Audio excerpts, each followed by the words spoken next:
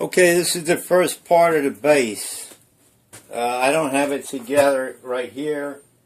I just have it all loose right for the moment. Now what you're going to need is two of these boards, 36 inches long. It's a 2x4, 36 inch long 2x4. You'll need two of those. And then you're going to need 13 inch long, these pieces, four of those. This is for the bottom part of the base. We'll get to the rest of the base on the next video. Then you need these are 1x6 menders. You need to drill a hole between two of the screws so that you can get a 1/4 inch lag bolt in. And then these get glued together. You got to glue these perfectly square, close as you can get them. And these two get glued together, and just two wood screws, two 2-inch wood screws to squeeze that together after you do the outer part. And then this bracket with the lag bolt goes in the center here, right to the bottom, but in the center of that 2x4. Now what you do is when you, all four corners, two lag bolts here, two lag bolts there, one lag bolt on each corner. They're 1/4 inch by 3 inch long lag bolts and 1/4 inch washers. And it all gets glued and these get screwed together. You drill a 3/16 hole, length of the lag bolt, and then you can bolt these on with the bottom of the floor. You'll see once I put it together, or the bottom together with these. And oh, one other thing I want to mention, and that's all there is to this. Just glue it, screw it all together with the lag bolts. Now, if you want to, I don't leave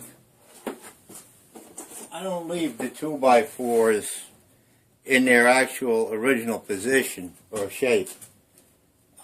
See, the original 2x4 has rounded corners.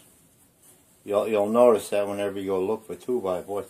I cut the rounded corners off. I actually make this 3 inches tall, and it gives you a nicer looking board than the round corners. But that's up to you. You can leave it just the way they come, or you can trim them off on a table saw. So I'm going to go ahead and glue this together, and then we'll get back to the part where the wheels got to go on.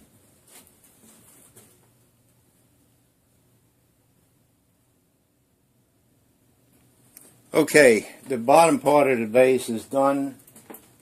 Now what we got to do is put the wheel support on the back. That's going to consist of 4 boards, 4 2x4s, 27.5 inches long. 4 of them, and they get bolted to those angle brackets that are like here, and you put 4 of them. I'll put those in next. There'll be 4 across. And then finally across the top, let me see if I can move the camera. Finally across the top, what you're going to do, across that entire top, is the same thing. Everything's the same with lag bolts. And the top's going to have a 36 inch long board. So I'm going to go ahead and do that. Everything gets glued, and when it's done you'll have a top on the back. Also, you screw the back of these boards to the brackets, the metal brackets, the mender brackets.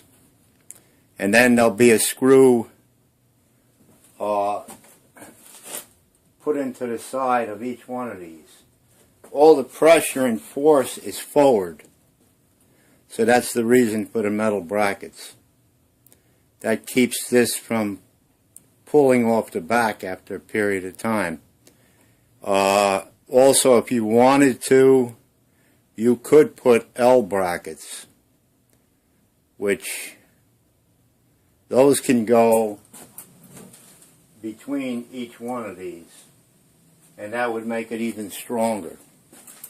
Because when the Skunk is running. On my original wheel, I had trouble because I only had one set of supports in the middle, and it would twist too much. This will stop all the twisting. This is a much better way. I've only made two changes from the original wheel. Instead of having one bracket in the middle, I'm going to the 4, and that'll stop the movement left and right. And I took away the ribs that were in the white ribs in the inside of the wheel and changed it. It's going to be changed to all matte on the bottom. So when we get this done, I'll show you what it looks like.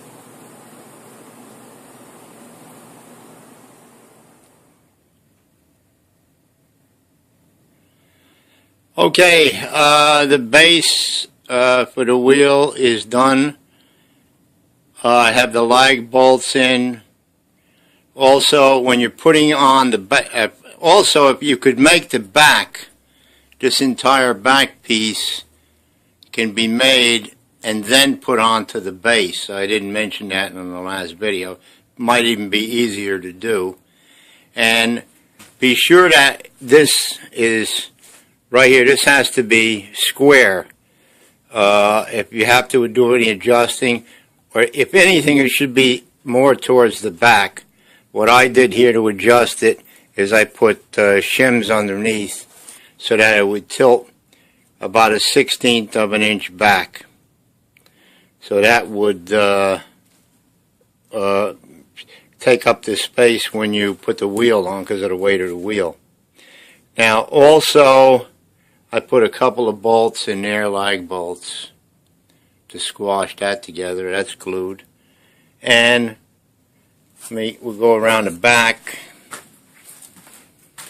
On the back, I have the plates that I was talking about. The plates are on the back.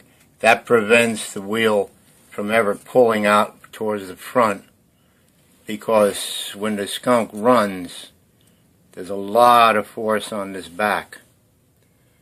And be sure to run the lag bolts here. Drill a hole in the plate and then put the lag bolts in there. And these others are the wood screws. By the way, those can be gotten at any home center. They're called mender plates. Now, also, one last thing.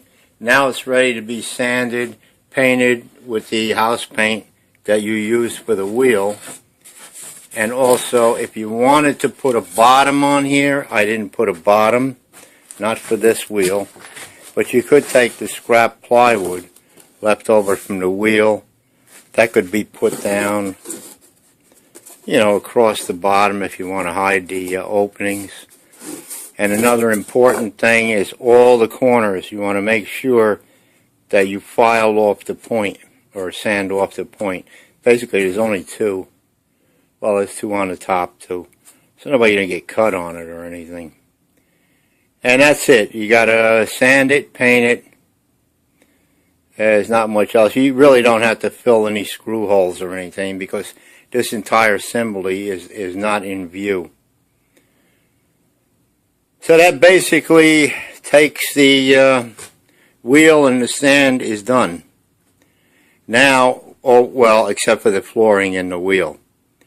So once this is all painted, including the wheel, then we'll put the floor in the wheel, and then we'll hook up or drill holes and install the bearing assembly that holds the wheel on. We'll do that on the next video, and we'll see you then.